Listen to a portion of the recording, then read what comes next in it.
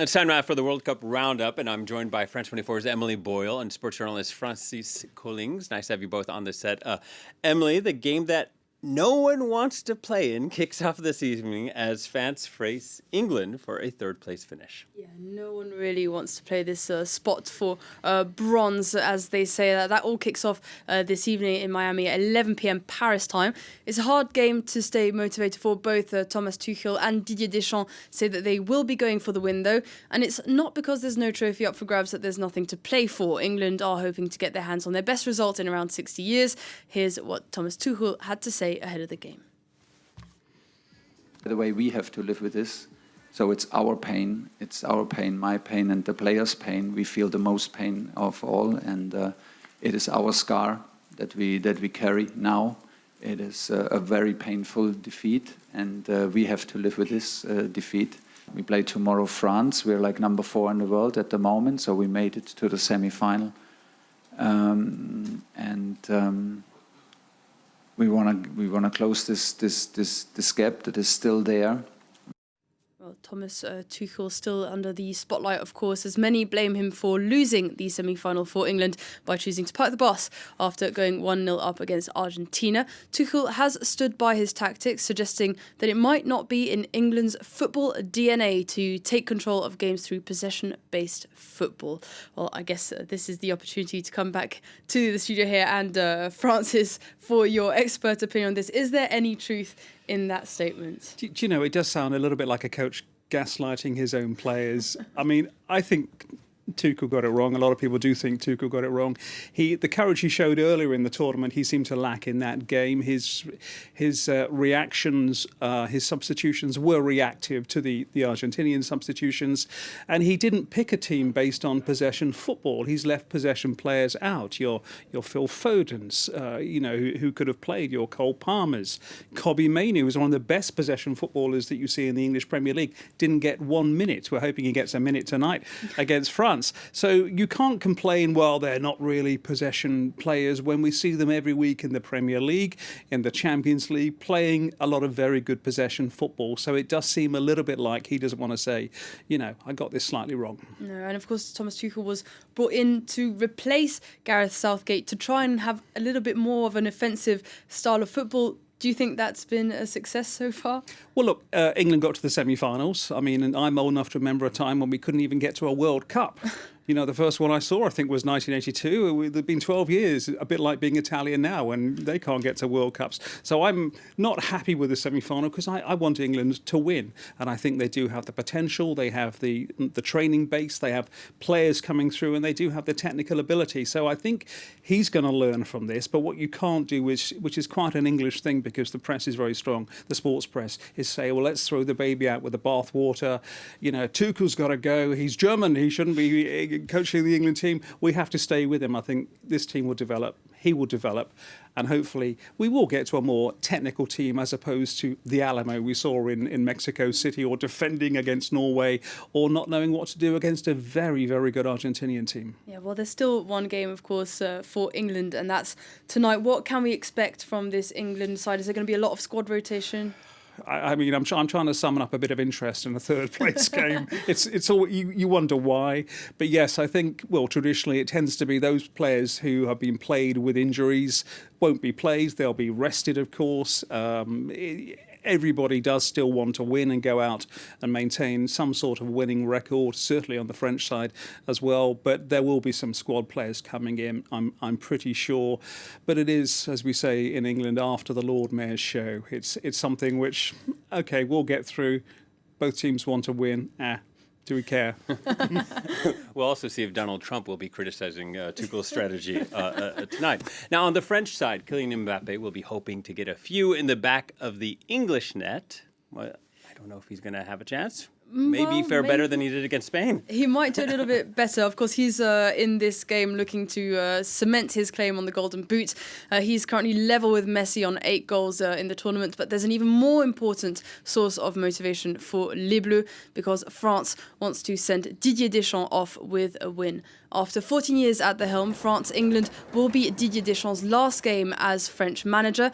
Didi, as he's known, has been with the French national team for 290 matches, 187 games as a manager and 103 caps as a player. His tenure has broken records. He's won 121 games as manager, and the game against England will be his 27th World Cup match. That's also a record, 19 of which he has won so far. He's lifted 2 trophies as manager, the Nations League in 2021 and the World Cup in 2018, making him one of only 3 people to have won a World Cup once as a player and once as a manager. Les Bleus will be hoping to give him one final win against England before a potential Zizou era starts. It's unsurprisingly an emotional moment for Didier Deschamps. Take a listen. Mais la vie continue, et je sais pas de quoi elle sera faite. Life goes on, and I don't know what it'll bring. I'm a positive person by nature. I know it'll be fine too, but still, the French national team, with everything that entails, is the most wonderful thing that's ever happened to me in my professional life. It's taken up 25 years of my life, 25 years of a man's or woman's life. That leaves a mark.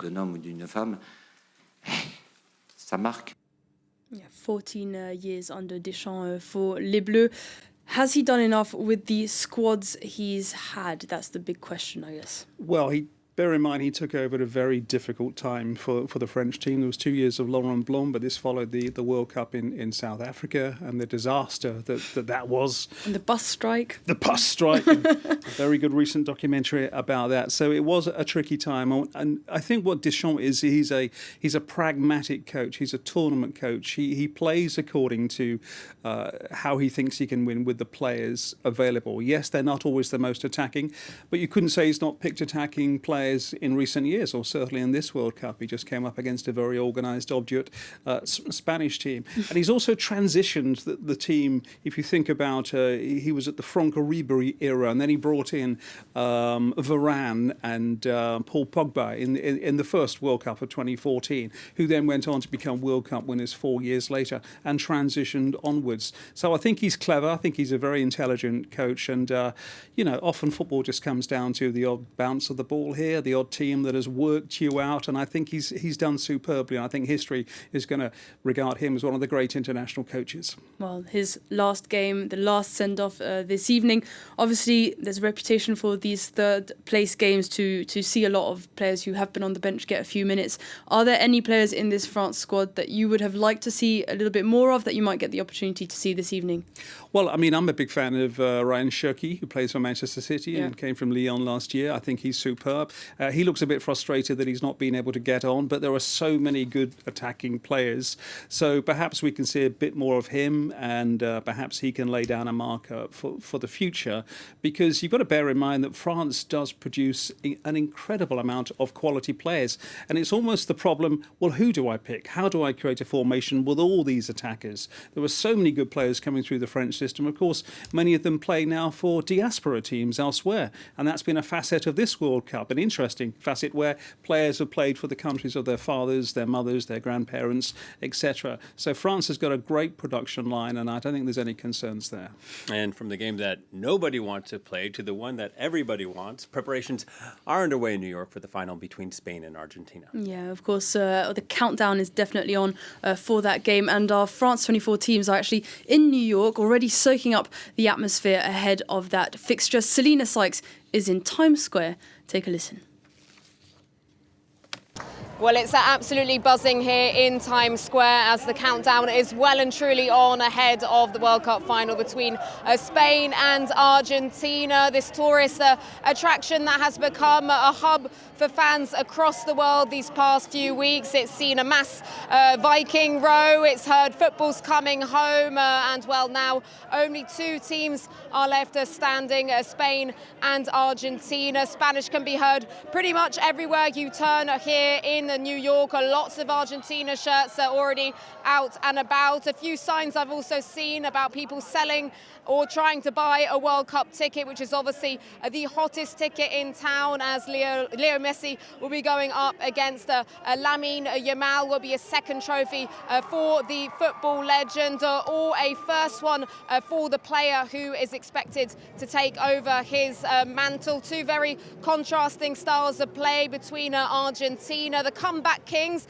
and the high-scoring team that have fought tooth and nail to be here in this World Cup final, or the Spanish, who've been a very well-organised and disciplined unit, who've only conceded one goal at this World Cup with their high possession football, suffocating opponents. There's been a few concerns also here in New York about the air quality because of Canadian wildfires a few days ago. That's affected the air quality here, with warnings issued for the city of New York, though FIFA has said that the match in New Jersey will go ahead as planned. Selena Sykes reporting from New York there. Emily, the referees are set. Players are back on the training grounds. Yes, we've got a Slovenian referee set for this final, and both teams obviously doing some very light training ahead of the blockbuster fixture on Sunday. It's a head-to-head between the greatest player of all time, Leo Messi, and his potential successor, Lamine Yamal. But one question remains: will the apprentice become the master at this World Cup final? And there's not one, but two master Padawan duos to look out for in New York. We all know that Lionel Messi personally blessed Lamine Yamal to become his successor in those photos there during this UNICEF photo shoot back in 2007. But did you know that Argentina's Lionel Scaloni was Luis de la Fuente's student? Lionel Scaloni was taught the art of coaching by Luis de la Fuente at the Spanish Football Federation's training center near Madrid. The apprentice, Scaloni, has since gone on to win 2 Copa America titles and 1 World Cup. For now, Spain head coach Luis de la Fuente has a few words for him ahead of the game. I have an extraordinary admiration for a national team that has just been Copa America champions, world champions, Copa America champions again, if I'm not mistaken, Finalissima winners, World Cup finalists.